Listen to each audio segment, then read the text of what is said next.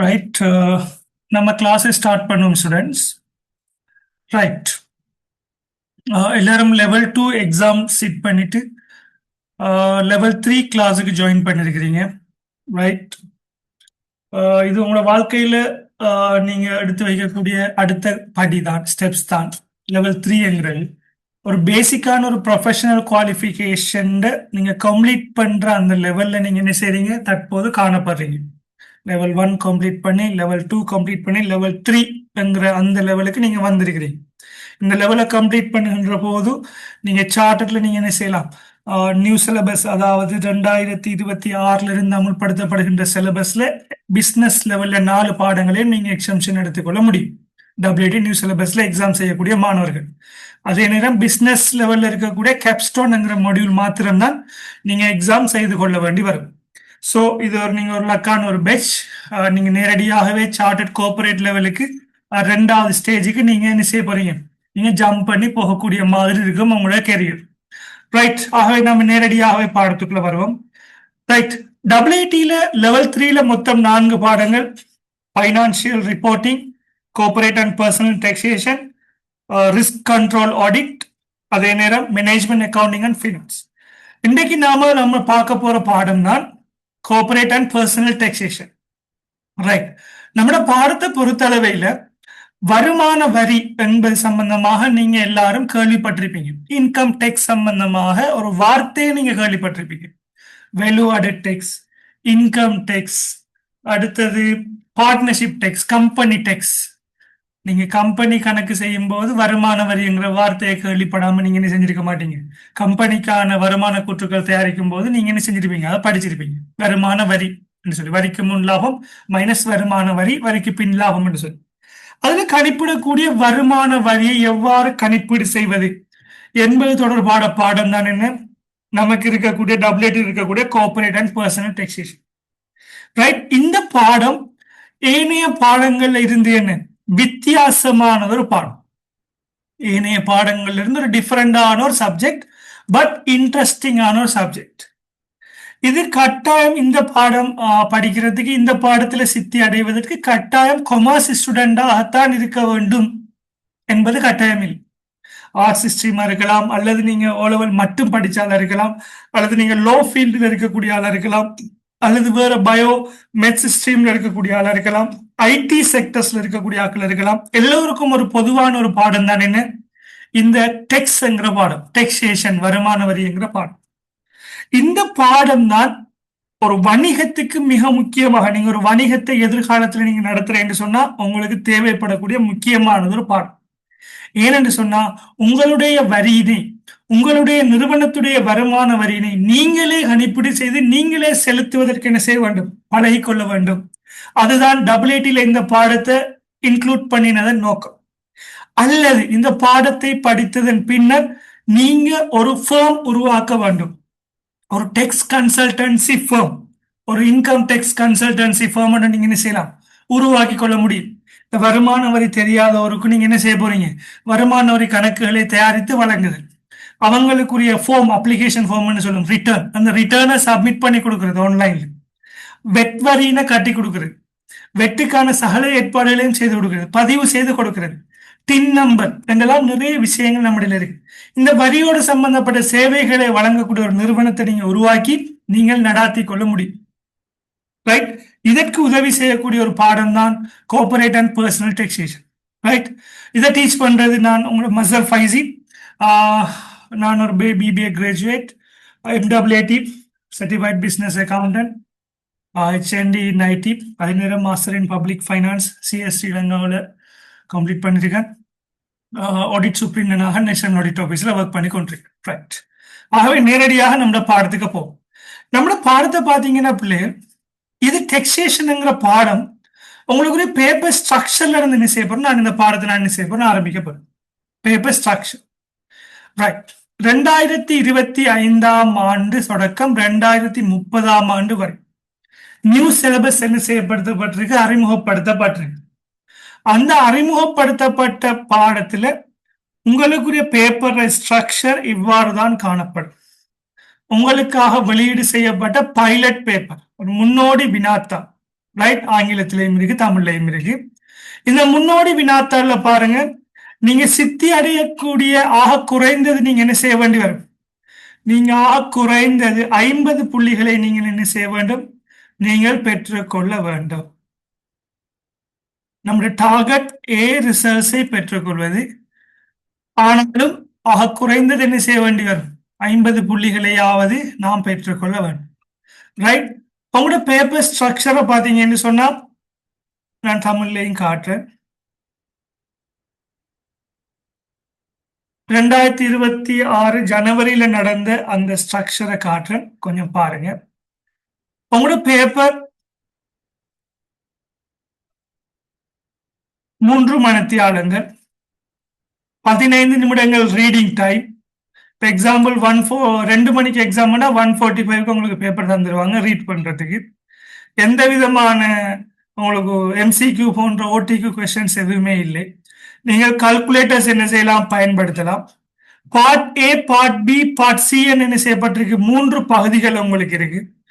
Part ஏல பாத்தீங்கன்னு சொன்னா 5 புள்ளிகள் வீதம் உங்களுக்கு 4 கேள்விகள் இருக்கு. Question number 1, question number 2, question number 3, question number 4. அது என்னென்ன சிலபஸ் இருக்குங்கிறத நாம பார்ப்போம். ஸோ ஏ பார்ட் சரி. பி பார்ட்ல பாத்தீங்கன்னு சொன்னா உங்களுக்கு 3 கேள்விகள் இருக்கு. Question number 5, 6, 7. அதுல ஒரு கேள்வி உங்களுக்கு நோட்ஸ் சம்பந்தப்பட்ட தியரி சம்பந்தப்பட்ட கேள்வியை போன்று இருக்கு. 2 கேள்விகள் கணக்கு செய்யக்கூடிய கேள்வி. ஒரு கேள்வியை பார்த்தீங்கன்னு சொன்னா ஒரு நேரடியாக என்ன உங்களுக்கு நோட் சப்ஜெக்ட், நேரடியாக தியரி சட்டங்கள் சம்பந்தமாக கேட்கக்கூடிய ஒரு கேள்வியாக இருக்கு. 10 புள்ளிகள் வீதம் 3 கேள்விகள் இருக்கு. ஆகவே 50 புள்ளிகள். ஏக்கும் பிக்கும் சேர்த்து 50 புள்ளிகள்.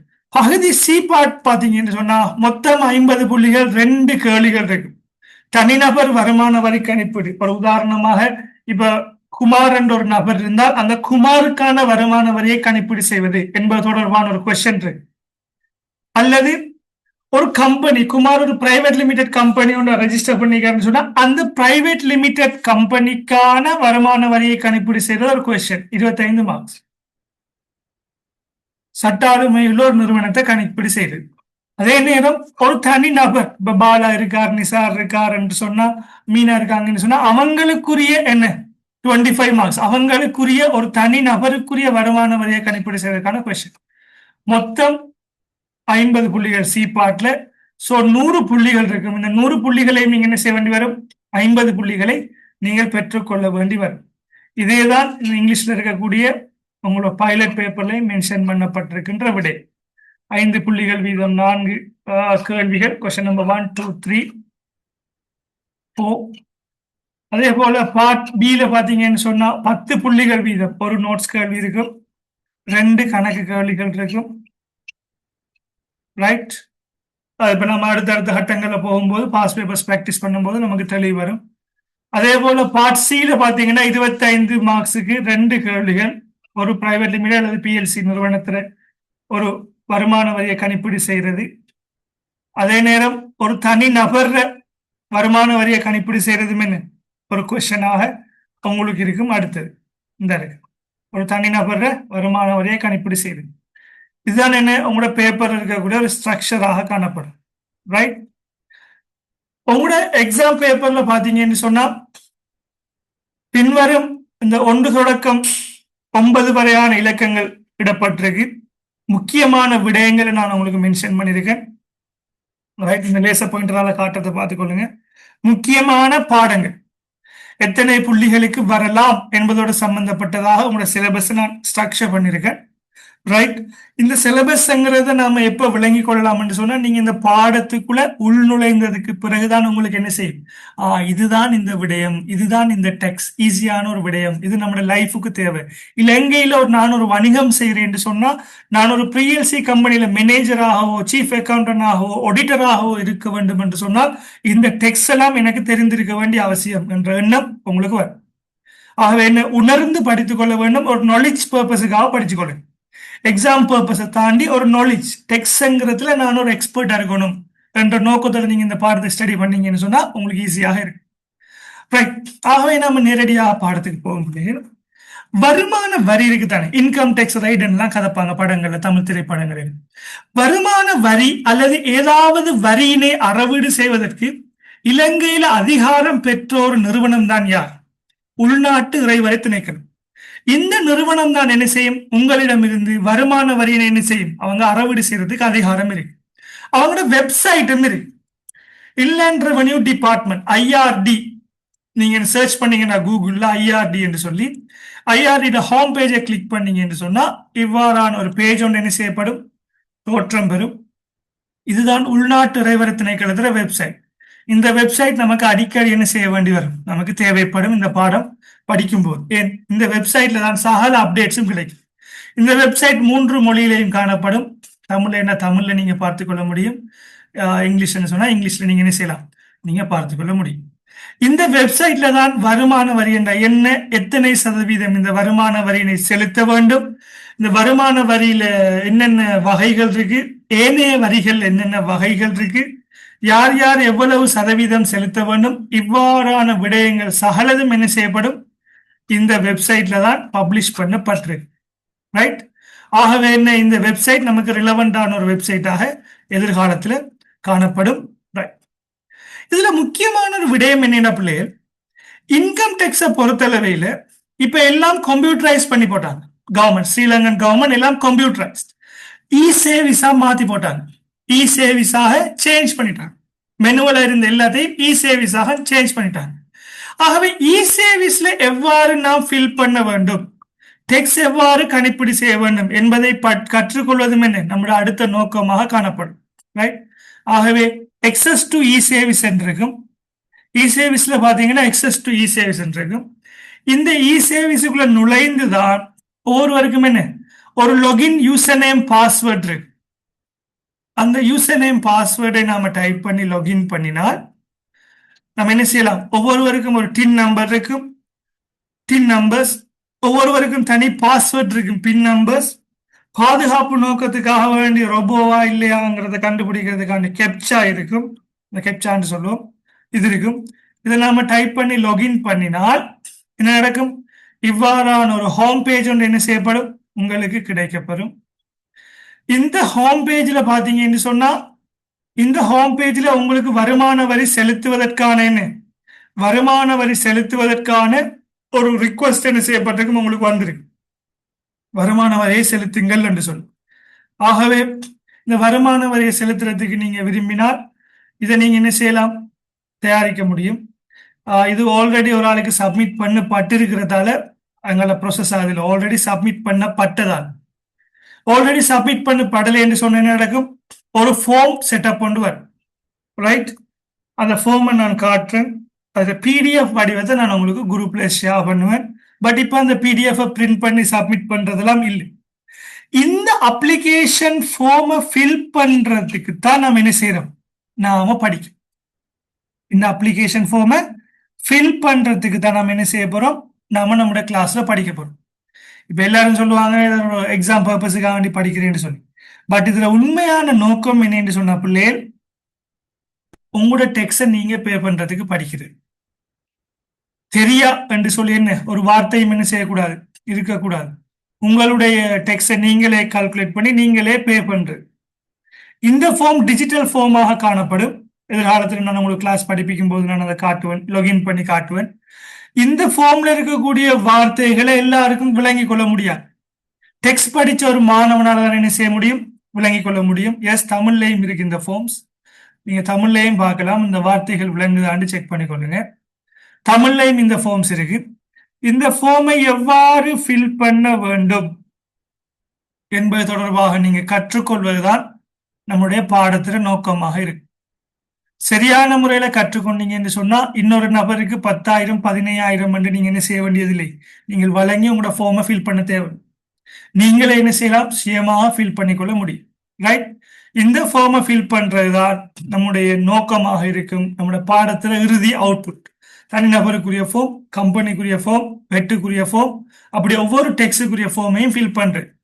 பட் இந்த ஃபார்மை ஃபில் பண்றேன்னு சொன்னா இதை எவ்வாறு ஃபில் பண்ணுவது? இதில் உள்ள வசனங்கள் எல்லாம் என்ன? ஊழிய வருமானம் என்றா என்ன? இது இருக்கக்கூடிய வரி செலுத்தும் டின் நம்பர் என்றா என்ன? இந்த ஆண்டு என்றா என்ன?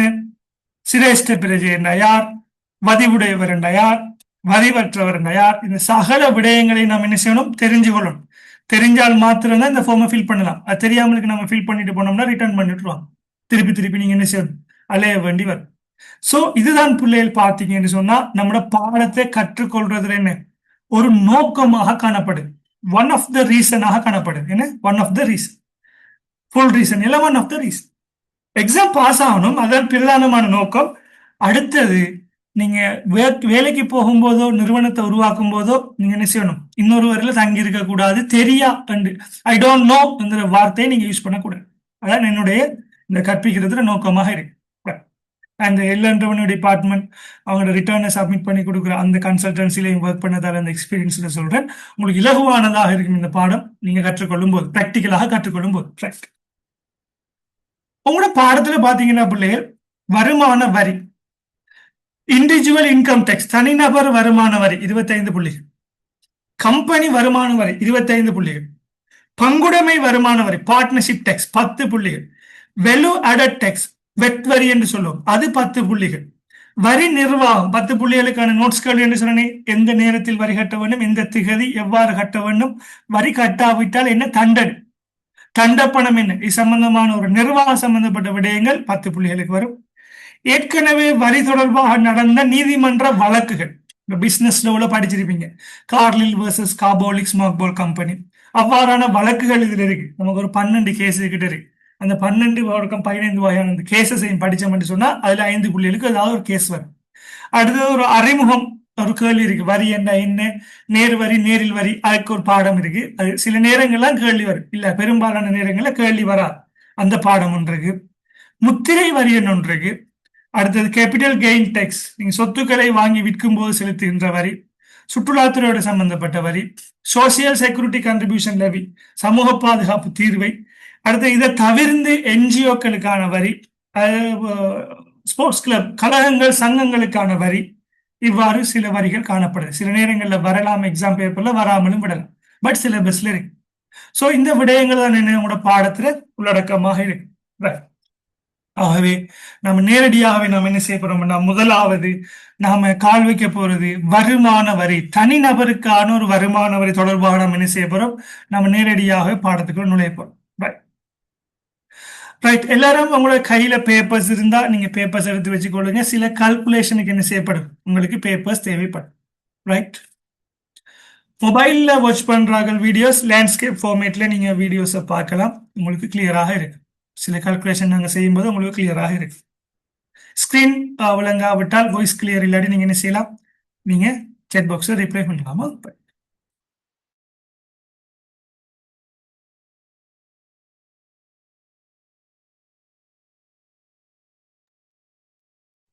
ரைட், பிள்ளைகள் வருமான வரி, வருமான வரி என்ற என்ன மீனிங் என்று சொன்னா, உங்களோட வருமானத்துக்கு நீங்கள் கட்ட வேண்டிய வரி, அதுக்கு பேர் தான் என்ன, வருமான வரி.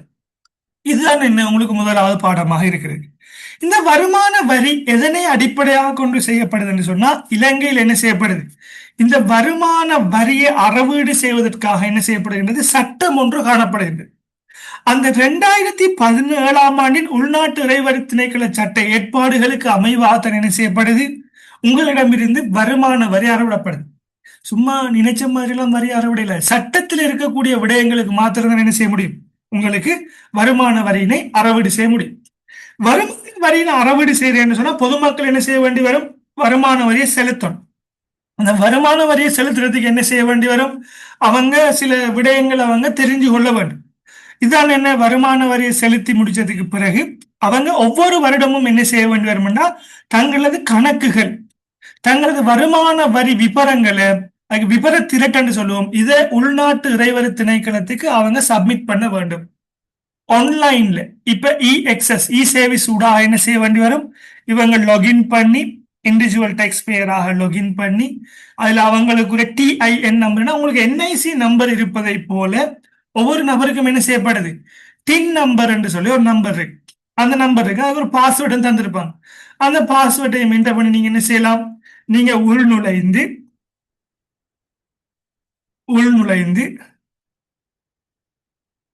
அதுல உங்களுக்காக என்ன வரிக்குரிய எந்த ஆண்டுக்கான நீங்க வரியை செலுத்த வேண்டும் என்ன செய்யப்பட்டிருக்கும், அதுல குறிப்பிடப்பட்டிருக்கு. அது எந்த ஆண்டுன்னு சொன்னா பிள்ளைகள், இதுல நீங்க ரிட்டர்ன் ஃபில்லிங் ஸ்டேட்டஸுக்கு போனீங்கன்னு சொன்னா எந்த ஆண்டுக்கு நீங்கள் வரியினை செலுத்த வேண்டும், அதுக்குரிய கணக்குகளை சமர்ப்பிக்க வேண்டும் என்று சொல்லி உங்களுக்கு என்ன செய்யப்பட்டிருக்கும், குறிப்பிடப்பட்டிருக்கும்.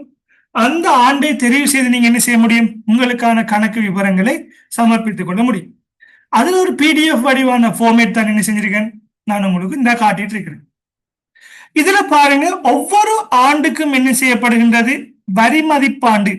இப்ப அக்கவுண்ட்ஸ்ல பாத்தீங்கன்னா நிதியாண்டு இருப்பதை போல நம்முடைய டெக்ஸ்ட்ல என்ன செய்யப்படும், நிதியாண்டுங்கிற வார்த்தையை நாம பயன்படுத்த மாட்டோம். ஆனா நம்ம பயன்படுத்துற வார்த்தை என்ன, வரி மதிப்பீட்டாண்டு என்ற வார்த்தையை நம்ம பயன்படுத்துவோம். ஆகவே இந்த வரி மதிப்பீட்டாண்டுக்கு அமைவாக என்ன செய்யணும், உங்களுடைய முகவரி, உங்களோட வருமான விவரங்களை எல்லாம் நீங்க சமர்ப்பிச்சு நீங்க என்ன செய்யலாம், அதுக்குரிய சட்ட தேவையை நீங்க பூர்த்தி செய்யலாம். நீங்க சரியான டைம், இதை நவம்பர் 30ஆம் தேதி கிட்ட நீங்க சமர்ப்பிக்கணும். நவம்பர் 30ஆம் தேதிக்கு முதல் நீங்க சமர்ப்பிக்காவிட்டால், டிலே ஆகினால், இதுக்கு நீங்க என்ன செய்ய வேண்டி வரும்டா, ஒரு 50,000 தொடக்கம் என்ன செய்யப்படும், உங்களுக்கு பெனால்டி விதிக்கப்படும். உங்களுக்கு அடுத்தது பெனால்டி தண்டப்பணம் 50,000 முதல் பெனால்டி விதிக்கப்படும். 50,000 தான் பெஸ்ட்டுக்கு விதிப்பாங்க. டிலே ஆக ஒரு 10,000 கூட்டி போவாங்க பெனால்டி ஒரு மாதத்துக்கு. சோ நீங்க என்ன செய்ய வேண்டி வரும், அந்த பெனால்ட்டில இருந்து தவிர்த்து கொள்றேன்னா நவம்பர் 30ஆம் தேதி என்ன செய்யணும், நீங்க இந்த அப்ளிகேஷன் ஃபார்ம் மாதிரி ஆன்லைன்ல நீங்க என்ன செய்யணும், நீங்க சமர்ப்பிக்க வேண்டும். ரைட். ஆகவே இந்த அப்ளிகேஷன் ஃபார்ம்ல பாருங்க, முதலாவது நாம தெரிஞ்சு கொள்ள வேண்டிய விடயம், இந்த வரி மதிப்பீட்டாண்டுண்டா என்ன, வதிவுடையவர் வதிவற்றவர் யார், இது ரெண்டையும் தெரிஞ்சாதான் நாம என்ன செய்யலாம்டா அடுத்த கட்டத்துக்கு என்ன செய்யலாம், நாம நகர முடியும். ஏன் இந்த ஆண்டு தெரியாமலுக்கு வேறொரு ஆண்டு நாம் என்ன செய்ய முடியாது, சப்மிட் பண்ண முடியாது. உங்களுக்கு பாருங்க இதுல 2 ஆண்டுகள் இருக்கு, நான் ஆன்லைன்லயே காட்டுறேன் பாருங்க. எடுத்த உடனே முதலாவது கிளாஸ் பிள்ளைகள் நம்ம பாஸ் பேப்பர் செய்யலாதானே, விளக்கத்தை சொல்லணும் தான் நம்மளோட பர்பஸ். இதுல பாருங்க ஆண்டு இருக்கு, அந்த டெக்ஸ்ட் பீரியட், இதுதான் அந்த வரி மதிப்பாண்டு. இப்ப இந்த வருடத்தை தெரிவு செய்தால் 23, 24 அந்த ஆண்டோட சம்பந்தப்பட்ட கணக்குகளை தான் நம்ம சப்மிட் பண்ணோம். 24, 25 என்பதை தெரிவு செய்தால் அந்த வரி மதிப்பாண்டோட சம்பந்தப்பட்ட கணக்குகளை தான் சப்மிட் பண்ணணும். நாம மாறி சப்மிட் பண்ணினோம்டா, சேஞ்ச் பண்ணி சப்மிட் பண்ணினோம்டா, நம்மளோட அப்ளிகேஷன் ரிஜெக்ட் ஆகும். ரிஜெக்ட் ஆகினா நமக்கு என்ன செய்ய வரும், இந்த 11:30க்கு முதல் நீங்க செலுத்தவில்லை என்று சொல்லி உங்களுக்கு என்ன செய்ய வேண்டி வரும், பெனால்டி நீங்க செலுத்த வேண்டி வரும். சோ இந்த நோக்கத்துக்காக வேண்டி நம்ம என்ன செய்யறோம், தெளிவான முறையில் என்ன செய்யறோம் பிள்ளை, நாம இந்த டெக்ஸ்ட படிச்சுக்கொள்றோம். ரைட்.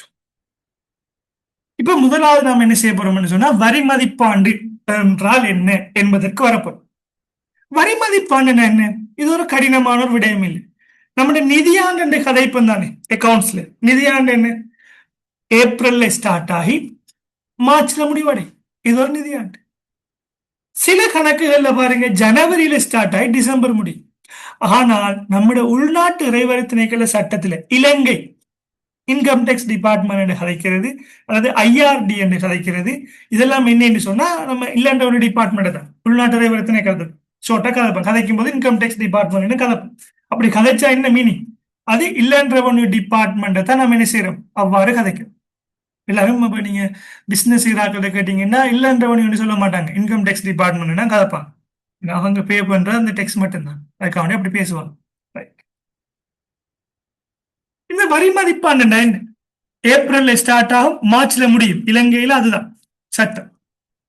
ஏப்ரல்ல ஸ்டார்ட் ஆகி மார்ச்ல முடியும்டா, அதை எப்படி சொல்லுவோம்னு சொன்னா நல்லா ஞாபகப்படுத்திக் கொள்ளுங்க. வரி மதிப்பாண்டு 2018, 19 என்று சொன்னால் அது எப்ப ஸ்டார்ட் ஆகும் பிள்ளைகள், 1 ஏப்ரல் 2018 ஸ்டார்ட் ஆகும், 31 மார்ச் 2019 முடிவடையும்.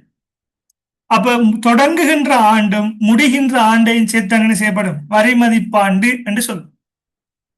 வரி மதிப்பாண்டு 2019, 20 1 ஏப்ரல் 19 ஸ்டார்ட் ஆகி 31 மார்ச் 2020 முடியும். அப்ப நல்லா விளங்கிக்கொள்ளணும், இது தொடங்குறதுக்கு சொல்றது 1 ஏப்ரல் 19, 31 மார்ச் 2020.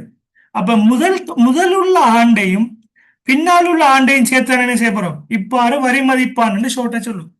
அப்ப நீங்க சொல்லுங்க 23, 24 என்ன, எப்ப ஸ்டார்ட் ஆகும், மைக் ஆன் பண்ண தேவை நீங்களே மனதுக்குள்ள சொல்லி பாருங்க, எப்ப ஸ்டார்ட் ஆகும். 23 1 ஏப்ரல் 23 ஸ்டார்ட் ஆகி 31 மார்ச் 2024 முடிவடை மீனிங். அப்ப 24 25 என்ன? ஏப்ரல் 2024 ஒன்றுல ஸ்டார்ட் ஆகி 31 மார்ச் 2025 முடிவடை. ரைட். அப்ப நீங்க சொல்லுங்க, 25 26 வரி மதிப்பாண்டு என்று சொன்னால் உங்களுக்கு 25 26 இருந்து என்ன செய்யும்? வரி மதிப்பாண்டு கேள்விக்கு வரும். எப்ப ஸ்டார்ட் ஆகும்? எந்த திகதியில் முடிவடையும்? எந்த திகதியில் ஆரம்பிக்கும்? எந்த திகதியில் முடிவடையும்? செட் பாக்ஸ்ல சொல்ல முடியுமா? எந்த திகதியில் ஆரம்பிக்கும்? எந்த திகதியில் முடிவடையும்? வரி மதிப்பாண்டு 2025 26.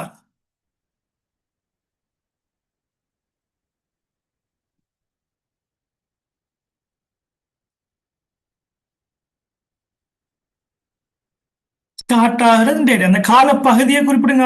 எப்ப ஸ்டார்ட் ஆகும், எப்ப முடிவடையும்? இவ்வாறு சொல்லணும். எப்ப ஸ்டார்ட் ஆகும், எப்ப முடிவடையும்? 1/4/25 ஸ்டார்ட் ஆகும். S, very good. 31 மார்ச் 2026 முடிவடையும். அப்ப 26 27 எப்ப ஸ்டார்ட் ஆகும், எப்ப முடிவடையும்? எந்த தேதியில் ஆரம்பித்து எந்த தேதியில் முடிவடையும்?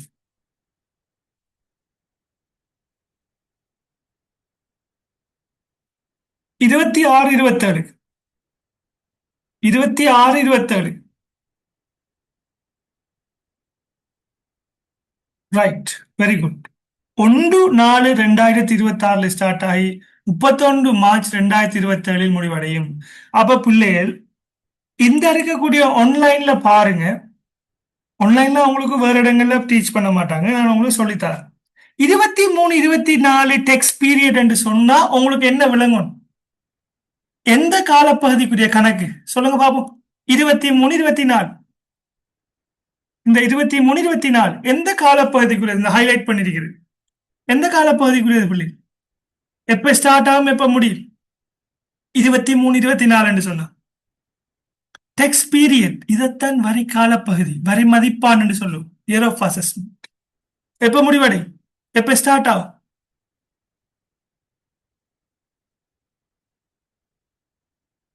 ரைட். 1/4/23 ஸ்டார்ட் ஆகி 31 மார்ச் 24 முடிவடையும். அப்ப நல்லா கவனிச்சு கொள்ளுங்க. ஷோர்ட்டா எப்படி சொல்றாங்க? 2023/2024 என்று சொல்றத அதை ஷோர்ட்டா எப்படி சொல்லியிருக்காங்க? 23 24 என்றே சொல்லியிருக்காங்க. அப்ப நாம இதை வரி மதிப்பாண்ட ஷார்ட் ஃபார்ம்ல சொல்றேன்னா எப்படி சொல்லலாம்? 23 24 இப்படி YA, year of assessment. Year of assessment என்ற பிள்ளைகள் வரி மதிப்பீட்டாண்டு அல்லது வரி மதிப்பாய்வாண்டு என்று சொல்லுவாங்க. 23 24 ஷோர்ட்டா சொல்லுவாங்க. அப்ப பிராக்டிகலா நம்ம என்ன செய்யணும்? விளங்கிக் கொள்ளணும். வரி மதிப்பாண்டு தெரியாம என்ன செய்யலாது? நாம டெக்ஸ்ட் செய்ய முடியாது. ஏன் செய்ய முடியாது? உங்களோட அப்ளிகேஷன் ஃபார்ம்லையும் பாருங்க, என்ன வரி மதிப்பாண்டு போட்டிருக்காங்க. அப்ளிகேஷன் ஃபார்ம்ல பாருங்க, அப்ளிகேஷன் என்று சொல்றேன், ரிட்டர்ன் ஃபார்ம் என்ன போட்டிருக்காங்க? வரி மதிப்பீட்டாண்டு என்ன போட்டிருக்காங்க? 24 25. இந்த நீங்க ஃபார்மேட்டை பயன்படுத்தணும் எந்த காலப்பகுதிக்கு கணக்கு செய்யும் போது? 24 25க்கு செய்யும் போது இந்த ஃபார்மேட்டை தான் பயன்படுத்தணும். ஒவ்வொரு வருடத்துக்கும் என்ன அந்தந்த வரி மதிப்பாண்டுக்கான ஃபார்மேட்டை தான் நீங்க என்ன செய்யணும்? நீங்க பயன்படுத்த வேண்டி வரும். இப்ப PDF ஃபார்மேட் நடைமுறையில் இல்ல பிள்ளைகள், எல்லாம் ஆன்லைன்ல தான் இருக்கு. பட் நான் உங்களுக்கு டீச்சிங் பர்பஸுக்கான என்ன செய்யறேன், நான் உங்களுக்கு காட்டிக்கொள்றேன். Right, okay, right. இப்ப வரி மதிப்பாண்டு கிளியர். வரி பாண்டில் எத்தனை மாதங்கள் இருக்கும்? 12 மாதங்கள் இருக்கு. ரைட். நிதியாண்டுக்கு சமனானதாக இருக்கு. சரிதானே? ரைட். இப்ப நாம நேரடியாக பாடத்துக்கு போறோம். ஒரு தனி நபர் இருக்க. இப்ப உதாரணமாக இப்ப பிரபாத் என்ற ஒரு நபர் இருக்கு. மிஸ்டர் பிரபாத். மிஸ்டர் பிரபாத் என்ற ஒரு ஆள் இருக்கு. அந்த பிரபாத் இருந்தார் என்று சொன்னா அந்த பிரபாத்துக்கு பல மூலங்கள்ல இருந்து சோர்ஸ், பல இன்கம் சோர்ஸ்ல இருந்து என்ன செய்யப்படும்? அவருக்கு இன்கம் கிடைக்கும். பல மூலங்கள்ல இருந்து அவருக்கு வருமானம் கிடைக்கும். என்னென்ன மூலங்கள்? ஒன்று ஊழிய வருமானம். அவரு ஒரு நிறுவனத்துல போய் வேலைக்கு சேர்ந்திருந்தால், அவர் ஒரு நிறுவனத்துல போய் வேலைக்கு சேர்ந்திருந்தால் அந்த வேலையிலிருந்து அவருக்கு சம்பளமாக கிடைக்கும் தானே. சம்பளமா கிடைக்கிறதுக்கு நாம சொல்ற பேர் என்னன்னு சொன்னா ஊதிய வருமானம் சொல்லணும். பிரபாத்துக்கு கிடைக்கும். அதே நேரம் பிரபாத் என்ன செய்யறாரு, அவர் பெற்றுக்கொள்கின்ற சம்பளம் போதாது என்று சொல்லி அவர் என்ன செய்யறாரு, ரைட், அவர் ஒரு போட்டோ காப்பி கடை ஒன்று என்ன செஞ்சிருக்காரு, வீட்டோட ஆரம்பிச்சிருக்காரு, அல்லது ஒரு துணி கடை ஒன்று ஆரம்பிச்சிருக்காரு.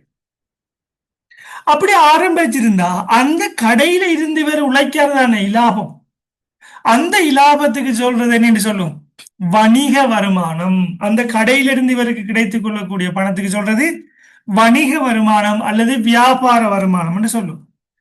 அடுத்தது பிரபாத்திட்ட பாத்தீங்கன்னு சொன்னா அவர்கள் கையில மேலதிகமாக பணம் இருக்கு. அந்த பணத்தை கொண்டு போய் என்ன செஞ்சிருக்காரு, பேங்க்ல இன்வெஸ்ட் பண்ணிருக்காரு. இந்த பணத்தை கொண்டு போய் பேங்க்ல இன்வெஸ்ட் பண்ணிருக்காரு. பேங்க்ல இன்வெஸ்ட் பண்ணிருந்தா அதை என்ன செய்யறாங்க, அந்த பேங்க்ல இருந்து இவருக்கு வட்டி வருமானம் கிடைக்குது. அவ்வாறு கிடைத்தால் அது என்ன வருமானம் என்று சொல்லும், முதலீட்டு வருமானம். வட்டி மட்டுமில்லை, பங்கு லாபம், வாடகை வருமானம், இதெல்லாம் என்ன வருமானம், முதலீட்டு வருமானம், இன்வெஸ்ட்மெண்ட் இன்கம், வாடகை வருமானம். அதே நேரம் பிரபாத்துக்கு என்ன செய்யப்படுகின்றது, அவருக்கு வேறு ஏனைய சோர்ஸ்ல இருந்து என்ன செய்யப்படுது, வருமானம் கிடைக்குது. அவருக்கு பிறந்த நாளைக்கு வந்தாக்கள் என்ன செய்யறாங்க, அவருக்கு கிஃப்டாக ஒரு 50,000 ரூபாய் காசு கொடுத்துட்டு போறாங்க. அவருக்கு லொட்டரியில் என்ன செய்யப்படுது, அவருக்கு 1,00,000 ரூபாய் பணப்பரிசு கிடைக்குது. அப்படி வேற வேற ஏனைய மூலங்கள்ல இருந்து என்ன செய்யப்படுது, வருமானங்கள் கிடைக்குது. இவை இந்த 4 மூலங்கள்ல இருந்து கிடைக்கிற வருமானம் பிரபாத்துக்கு கிடைத்தால் இதுல எவ்வளவு எவ்வளவு அமௌண்ட் கிடைக்குதோ அந்த அமௌண்ட்டுக்கு என்ன செய்யணும், அவர் வருமான வரி செலுத்த வேண்டும். ரைட். ஆகவே நம்முடைய ஃபார்ம்லையும் பாருங்க பிள்ளைகள், ஃபார்மை ஃபில் பண்ணும் போது வரி மதிப்பாண்டு தெரியுமா உங்களுக்கு, இந்த பிரபாத்துக்கு ஊழிய வருமானம் வந்தா அந்த ஊழிய வருமானத்துல அமௌண்ட் என்ன செய்யணும், இதுல என்டர் பண்ணும். வியாபார வருமானம் வந்து என்ன செய்யணும், அதை இதுல என்டர் பண்ணணும். முதலீட்டு வருமானம் வந்து என்ன செய்யணும், அதை இந்த பாக்ஸ்ல என்டர் பண்ணணும். ஏனைய வருமானம் வந்து என்ன செய்யணும், அதை இந்த பாக்ஸ்ல என்டர் பண்ணணும். ரைட். ஆகவே இவ்வாறான 4 வகையான சோர்ஸ்ல இருந்து பிரபாத்துக்கு வருமானம் கிடைக்கும். அந்த வருமானங்கள் எல்லாத்துக்கும் என்ன செய்யணும், பிரபாத் வருமான வரி செலுத்த வேண்டும். அப்ப இவ்வளவுதானா, சின்ன விஷயமே சொல்லி யோசிப்பீங்க. பட் இதுக்குள்ள பாத்தீங்கன்னா ஊழிய வருமானத்துக்குள்ள நிறைய சட்டம் இருக்கு. சில நேரங்கள்ல அவருக்கு பணம் கிடைக்கும், சில நேரங்கள்ல கம்பெனியால அவருக்கு வாகனம் கொடுத்திருப்பாங்க, வீடு கொடுத்திருப்பாங்க, டிரைவர் கொடுத்திருப்பாங்க, வேலை செய்யறதுக்கு ஆட்கள் கொடுத்திருப்பாங்க, வெளிநாட்டுக்கு அவரை அனுப்பி படிப்பிச்சிருப்பாங்க. அப்படி கம்பெனி நிறைய விஷயங்கள் அவருக்கு செலவழி. அப்படி அவருக்கு பிரபாத்துக்கு சில விடயங்கள் காசாகவும் கிடைக்கும், காசு இல்லாமலுக்கும் கிடைக்கும். அதுக்கு எப்படி வரி கட்டுற படிக்கும். பேங்க்ல இருந்து வட்டி கிடைக்குது, எல்லா வட்டிக்கும் வரி கட்டுறியா, எந்த வட்டிக்கு வரி கட்டுற, எந்த வட்டிக்கு வரி கட்ட தேவையில்லை. வணிக வருமானம், வணிக வருமானம், போட்டோ காப்பி கடையில அவருக்கு வணிக வருமானம் கிடைக்குது, பிசினஸ் ஒன்று செய்யறோம், அவருக்கு இன்கம் கிடைக்குது. அப்ப அதுக்குரிய வரியை நாம எவ்வாறு கால்குலேட் பண்றோம், அது வருமானத்தை எவ்வாறு கால்குலேட் பண்றோம், ஏனைய வருமானங்கள் வருது, அது ஏனைய வருமானம் தானா என்ற விடயங்களை எல்லாம் நாம் என்ன செய்யணும், டீப்பாக படிக்கணும். ஒவ்வொரு விடயங்களாக நாம படிச்சு அந்த பிரபாத்துக்கு நாம வரி கட்டினோம்டா என்ன, அந்த தனிநபர் வருமான வரி என்ன செய்யுது, நமக்கு நிறைவு செய்யப்படுது. ரைட். இப்ப அடுத்ததுக்கு போவோம். ஆகவே நம்மளோட ஃபார்முலா பாருங்க பிள்ளைகள், ஊழிய வருமானம் என்றா என்ன, வியாபார வருமானம் என்றா என்ன, முதலீட்டு வருமானம் என்றா என்ன, ஏனைய வருமானம் என்றா என்னங்கிற விடயத்தை நாம படிச்சிட்டோம். இப்ப நாம பார்க்க போறதுதான் இந்த ஃபார்மை ஃபில் பண்றதுல நமக்கு தெரிஞ்சு கொள்ள வேண்டிய விடயம், வதிவுடையவர் வதிவற்றவர் என்கிற தெரிஞ்ச சரி. சிரேஷ்ட பிரஜைன்னா நீங்க பயப்பட தேவையில்லை. 60 வயதுக்கு மேற்பட்டாக்கெல்லாம் யார், சீனியர் சிட்டிசன்ஸ், மூத்த பிரஜைகள், சீனியர் சிட்டிசன்ஸ் சொல்லுவோம். அவங்க 60 வயதுக்கு மேற்பட்டாங்க. அந்த வயது போனாக்கன்னு சொல்லுவோம், எல்டர்லி கேட்டகரின்னு சொல்லுவோம். ரைட். அவங்க வயது போன அவர்கள் சிரேஷ்ட பிரஜைகள். அவர்களுக்கு சில சலுகைகள் இருக்கு, அவங்களுக்காண்டிதான். அவங்களுக்கு ஆமண்டு போட்டா சில சலுகைகள் கிடைக்கும், வரி சலுகைகள். இல்லைன்னு போட்டா சில சலுகைகள் இல்லாம போயிடும். அது நீங்க ஃபில் பண்ண போறீங்க, உங்களுக்கு 20 வயது தான், நீங்க ஆமண்ட போடுறதுக்கு ஆமண்டு போட்டீங்கன்னு சொன்னா பிள்ளை ரிட்டர்ன் பண்ணிடுவாங்க, அந்த இதை ரிஜெக்ட் பண்ணிடுவாங்க. உங்களோட இது நீங்க அந்த விண்ணப்பிச்ச அந்த உங்களை ஃபில் பண்ண எல்லாத்தையும் ரிஜெக்ட் பண்ணிடுவாங்க, திருப்பி ஃபில் பண்ண வேண்டி வரும், பெனால்ட்டி வரும். சில பிரஜியா இல்லை என்று நீங்க என்ன செய்யணும், நீங்க டிக் பண்ண வேண்டி வரும். ஆன்லைன்ல டிக் பண்ணணும். இது ஜஸ்ட் ஒரு பிடிஎஃப் ஃபார்மேட்ல காட்டுறேன். ரைட். ஆகவே நாம் அடுத்த பாடத்துக்கு போவோம். அடுத்த விஷயத்துக்கு போவோம். சப்ஜெக்ட்டுக்கு, முக்கியமான சப்ஜெக்ட்டுக்கு நாம் இப்போ போகிறோம்.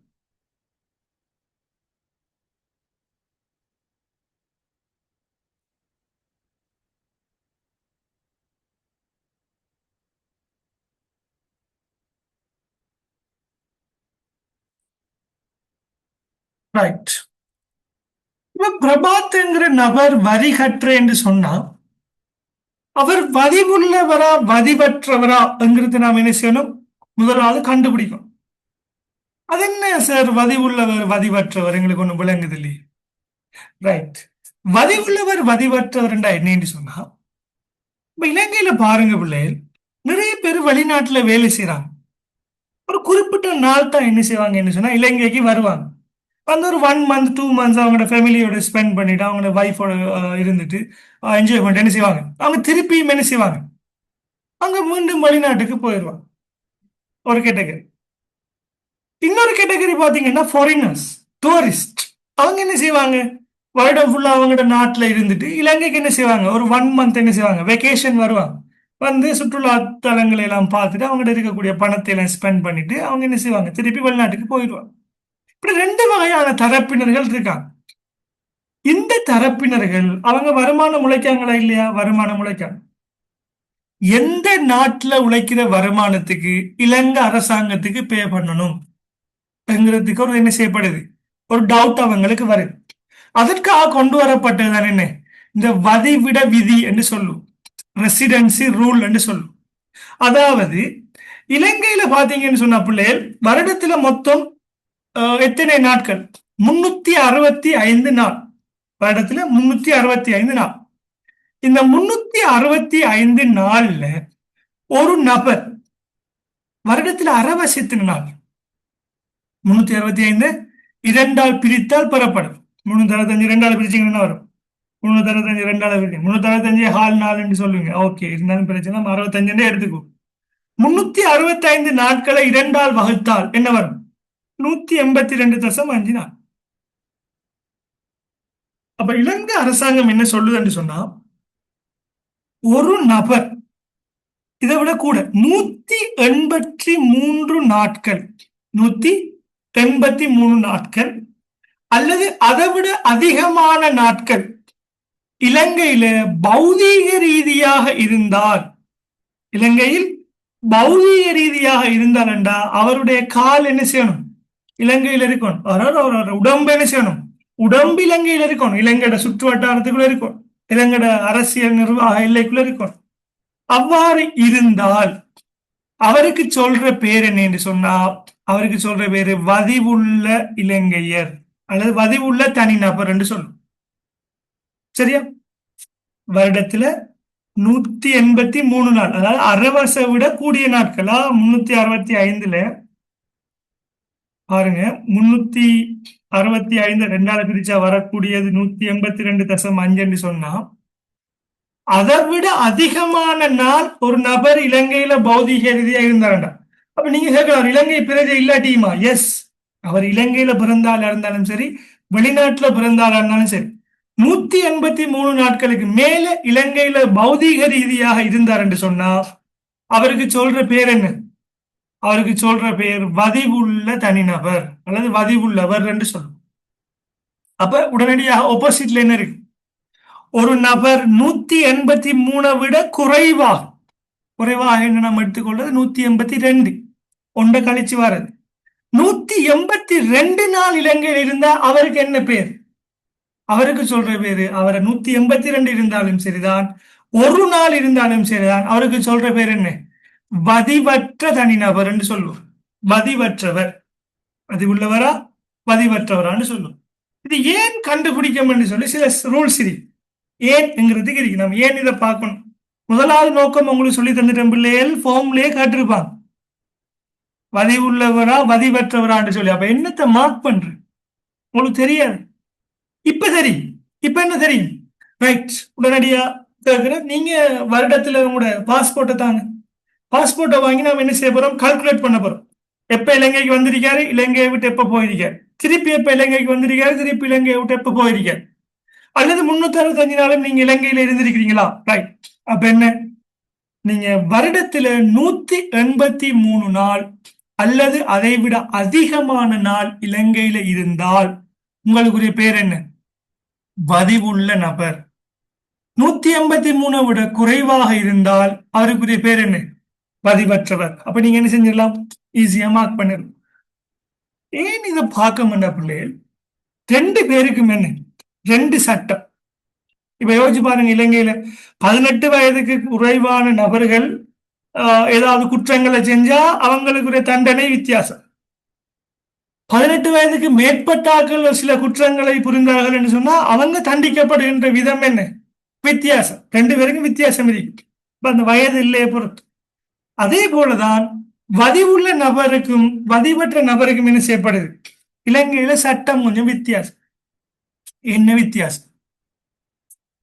என்ன வித்தியாசம் சொன்னா, இப்போ ஒரு கற்பனையாக எடுத்துக்கொள்ளும், உங்களோட ஃபேமிலியில் இருக்கக்கூடிய உங்களுடைய பிரதர், அண்ணா அல்லது நீங்க நானா பிரதர் எடுத்துக்கொள்ளுங்க. உங்களோட ஃபேமிலியில் இருக்கக்கூடிய ஒரு சகோதரர் வெளிநாட்டுல இருக்க, ஒரு தொடர்ச்சியாக ஒரு 5 வருடம் வெளிநாட்டுல இருக்க. சித்திரை புத்தாண்டுக்கு அவன் என்ன செய்யறாரு? இலங்கைக்கு ஒரு மாத லீவ்ல வார. இலங்கைக்கு ஒரு மாத லீவ்ல வந்து என்ன செய்யறாருன்னு சொன்னா, அவர் என்ன செய்யறாரு? ஒரு சின்ன ஒரு பிசினஸ் ஒன்று ஆரம்பிக்கார். ஒரு சித்திரை புத்தாண்டுக்காக ஒரு புடவை கடை ஒன்று ஆரம்பிக்கார். டெம்பரரி ஒரு 10 நாளைக்காக வேண்டி ஒரு முயற்சி ஒன்று செய்தார். ஒரு கூட்டு முயற்சி ஒன்று செய்தார். ஃப்ரெண்ட்ஸோட சேர்ந்தோ அல்லது தனியோ ஒரு சின்ன ஒரு தற்காலிகமாக ஒரு பிசினஸ் ஒன்று செய்தார். அதில் கொஞ்சம் நல்ல ப்ராஃபிட் ஏர்ன் பண்றார். வெளிநாட்டில் இருந்து கொண்டு வந்த பொருட்களை எல்லாம் போட்டு அது வேற பொருட்களை எல்லாம் வாங்கி ஏர்ன் பண்ணி கிட்டத்தட்ட என்ன செய்யறாரு? ஒரு 10 லட்சம் ரூபாய் அல்லது 20 லட்சம் ரூபாய் காசு உழைக்க ப்ராஃபிட் உழைச்சிட்டார். ஒரு மாதம் முடிய என்ன செஞ்சிட்டாரு? நாட்டு இலங்கையை விட்டுட்டு வெளிநாட்டுக்கு திருப்பி போயிட்டார். இப்போ ஒரு கேள்வி வருது, இந்த ஒரு மாதம் இலங்கையில வந்தாரு தானே, வந்து இவர் ஏர்ன் பண்ணியிருப்பாரு இந்த 20 லட்சம் ப்ராஃபிட், இதற்கு இவர் வரி செலுத்த வேண்டுமா இல்லையா என்ற ஒரு கேள்வி வரும். அப்படி கேள்வி வந்தா என்ன, அதுக்கு பதில் பெற்றுக்கொள்றேன் என்று சொன்னா நாம இந்த வதிவுள்ளவர் வதிவற்றவர்ங்கிறதுக்கு வித்தியாசம் தெரிஞ்சதான் என்ன செய்யலாம் இல்லையா, நாம பெற்றுக்கொள்ளணும். என்ன சட்டம் என்று சொன்னா, ஒரு நபர் வதிவுள்ளவராக இருந்தார் 183 நாட்களை விட கூடுதலாக அல்லது 183 நாள் இவர் இலங்கையில பௌதீக ரீதியா இருந்திருந்தார் என்று சொன்னா அவர் வதிவுள்ளவர். அவர் வதிவுள்ளவர் என்று சொன்னா அவர் இலங்கையில வருமானம் உழைத்தாலும் அந்த வருமானத்திற்கும், வெளிநாட்டில் ஏதாவது இவருக்கு வெளிநாட்டிலிருந்து வேறும் வருமானங்கள் வந்தால் அந்த வருமானத்திற்கும் எங்க டேக்ஸ் கட்டணும்? உள்நாட்டு இறைவரி திணைக்களத்துக்கு என்ன செய்யணும்? அவர் வரி செலுத்த வேண்டும். இலங்கையில் உழைச்சாலும் வரி கட்டணும், வெளிநாட்டில் இருந்து அவருக்கு இன்கம் வந்தாலும் என்ன செய்யணும்? இந்த வதிவுள்ளவர் இலங்கை அரசாங்கத்துக்கு வரி செலுத்தும். வதிவற்றவருக்குரிய சட்டம் என்ன? வதிவற்றவருக்குரிய சட்டம் என்ன என்று சொன்னா லேசான ஒரு சட்டம். இப்ப நான் சொன்னதானே, உங்களுடைய சகோதரர்கள் வெளிநாட்டில இருந்து இலங்கைக்கு வந்து ஒரு மாதம் பிசினஸ் பண்ணி போட்டு போனார். அவ்வாறான நபர்கள் என்ன 182 விட குறைவாத்தனை வந்திருப்பாங்க. 183 விட குறை, 182 அல்லது அதை விட குறை வந்திருப்பாங்க. அப்படி வந்திருந்தாங்கன்னா அந்த குறிப்பிட்ட காலப்பகுதிக்கு தானே அது வந்திருந்த ஒரு மாதம், அந்த ஒரு மாதம் உழைச்ச காசுக்கு மட்டும்தான் அவர் இலங்கை அரசாங்கத்துக்கு வரி கட்டணும். வெளிநாட்டில் உழைக்கிறதுக்கெல்லாம் கட்ட தேவை, இலங்கை அரசாங்கத்துக்கு கட்ட தேவை. அப்ப நீங்க கேட்கலாம், அப்ப சார் வெளிநாட்டு அரசாங்கத்துக்கு கட்டத்தானே வேணும்? எஸ், வெளிநாட்டு அரசாங்கத்துக்கு அவர் பே பண்ணத்தான் வேணும். அது எந்த பிரச்சனையுமே இல்லை. என்ன செய்யணும்? இவர் வெளிநாட்டு அரசாங்கத்தை நாம இப்ப படிக்கல. நாம இப்ப படிக்கிறது என்ன? இலங்கை அரசாங்கத்துக்கு கட்டுற வரிய சம்பந்தமா தான் படிச்சுட்டு இருக்கு. இலங்கை அரசாங்கத்துக்கு நீங்க கட்டுறேன்னு சொன்னா அப்ப 182 அல்ல அதை விட குறைவாக இருந்திருந்தாருண்டா இலங்கையில உழைச்ச வருமானத்துக்கு மட்டும்தான் என்ன செய்யணும் பிள்ளை? அவர் வரி கட்டணும். இதைத்தான் இந்த டெக்ஸ்ட்ல சொல்லியிருக்கேன்னு பாருங்க. இலங்கையில் வதிவினை கொண்டிருக்க வேண்டியதாக கருதப்படக்கூடிய ஆள் ஒருவர், நல்லா நினைச்சுக்கொள்ளுங்க, வசனத்தை பார்த்துக்கொள்ளுங்க, உங்களுக்கு பிடிஎஃப் ஷேர் பண்றேன். இலங்கையில் வதிவினை கொண்டிருக்க வேண்டியவர் என கருதப்படக்கூடிய ஆள் ஒருவர் இலங்கையிலிருந்து மற்றும் இலங்கைக்கு வெளியிலிருந்து அவரால் பெற்றுக்கொள்ளப்படும் வருமானம் தொடர்பில் வருமான வரி அறவிடத்தக்கதாகும். இதுதான் சட்டம். ரைட்டா? வதிவுள்ளவராக இருந்தால், வதிவினை கொண்டவர் என்ன, வதி உள்ளவர் என்று சொன்னா இலங்கையில உழைச்சாலும் சரி வெளிநாட்டுல உழைச்சாலும் சரி இலங்கை அரசாங்கத்துக்கு வரி கட்டணும். எவ்வளவு கட்டணுங்கிறது கணக்கு செய்யும் போது பார்ப்போம். அப்ப வதிவற்றவருக்குரிய சட்டம் என்ன? வதிவினை கொண்டிராதவர் எனின் ஒரு நிமிஷம், இலங்கையிலிருந்து பெறப்படுகின்ற எழுகின்ற இலாபங்கள் வருமானங்களுக்கு மாத்திரம் என்ன செய்யணும்? அவர் வரி செலுத்தணும். அவர் அந்த குறிப்பிட்ட காலப்பகுதி இலங்கையில் இருப்பார் தானே, அந்த காலப்பகுதியில் ஏதாவது பைக்கை வாங்கி வித்திருந்தா, மொபைல் வாங்கி வித்திருந்தா, ஏதாவது கடையில போய் ஒரு மாதம் வேலை செஞ்சிருந்தா, அப்படி எதுவும் இலாபம் உழைச்சிருந்தாருன்னா, வருமானம் உழைச்சிருந்தாருன்னா அதுக்கு மட்டும்தான் நினைச்சணும் வேறு வரி கட்டணும். ஆகவே இதுதான் என்ன பிள்ளைகள் பேசிக்கான ஒரு விடை. இது கிளியரா எல்லாருக்கும்? வதிவுள்ளவர் வதிவற்றவர் கிளியரா? இது கிளியரா தான் நம்ம அடுத்ததுக்கு போகலாம். ஏனென்றா அவங்க அப்ளிகேஷன் ஃபார்ம்ல இருக்கக்கூடிய என்ன முக்கியமான பாயிண்ட் இது தெரியாமலுக்கு ஃபார்ம் ஃபில் பண்ணல. இதை முடிச்சிட்டு ரைட், சிரேஷ்ட பிரஜையாங்கிறது தெரியும். வருமானங்கள் 4 வகையான வருமானங்கள் இருக்குன்னு தெரியும். ரைட், இப்ப நாம வதிவுள்ளவரா வதிவற்றவரா நினைச்சணும் எப்படி கண்டுபிடிக்கிறது, பாஸ்போர்ட்டை பார்த்து எப்படி கண்டுபிடிக்கிறதுங்கிறத படிக்க போறோம். இது கிளியரா பிள்ளைகள்? இந்த 2 விஷயமும் கிளியரா? 183 சம்பந்தப்பட்டது கிளியரா?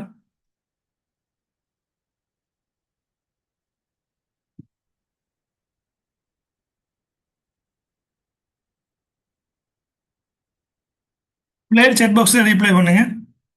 இது கிளியரா எல்லாருக்கும்?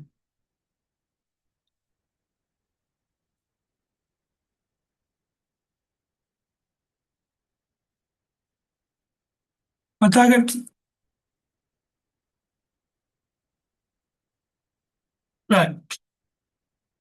அவ வீடியோஸ் பார்க்கிறார்களும் விளங்கிக் கொள்ளுங்க. இந்த வதிவுள்ளவர் வதிவற்றவர்ங்கிற ரூல்ஸ் என்ன நமக்கு மிகவும் முக்கியமானதாக இருக்கு. ரைட், சிம்பிளான ஒரு விஷயம். உங்களுக்கு 5 புள்ளிகளுக்கு கேள்வி வரலாமா?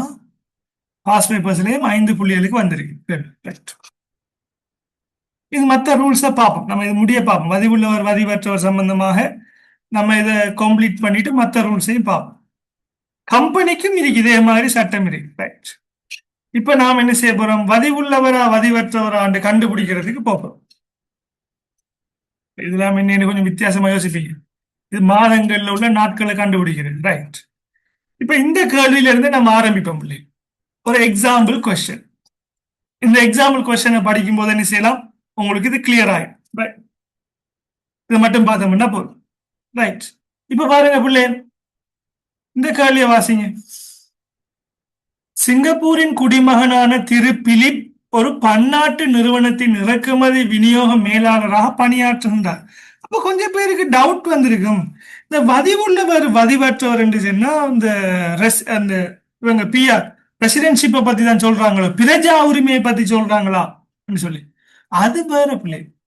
பிரஜா உரிமை என்கிறது வேற, வதிவிடம்ங்கிறது வேற. இலங்கை பிரஜை வெளிநாட்டு பிரஜைங்கிறது வேற, வதிவுள்ளவர் வதிவற்றவர்ங்கிறது வேற. வதிவுள்ளவர் வதிவற்றவர் என்ற என்ன, அவர் இலங்கையில இருந்த நாட்கள் எத்தனைங்கிறத பொறுத்து தான் அந்த பேர் வரும். அவரோட பாஸ்போர்ட்ல ஸ்ரீலங்கன் இருக்கா, இந்தியன் இருக்கா, அமெரிக்கன் இருக்கா, அந்த விஷயம்லாம் நமக்கு தேவை. இலங்கையில இத்தனை நாள் இருந்திருக்க, அதான் நம்முடைய கேள்வி.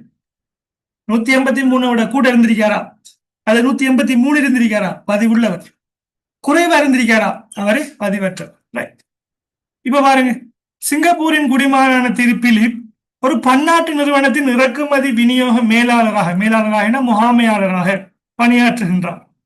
திரு பிலிப் இலங்கை நடவடிக்கைகளை மேற்பார்வையிட இலங்கைக்கு விஜயம் செய்துள்ளார்.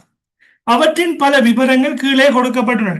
அப்ப வேற பாஸ்போர்ட்டை வாங்கி பார்த்தா பிள்ளைகள், அந்த பாஸ்போர்ட்ல அரைவல் என்றும் இருக்கும், டிபார்ச்சர் என்றும் இருக்கு. வருகை என்னன்னு சொல்லுவாங்க, அரைவல் என்று சொல்லுவாங்க.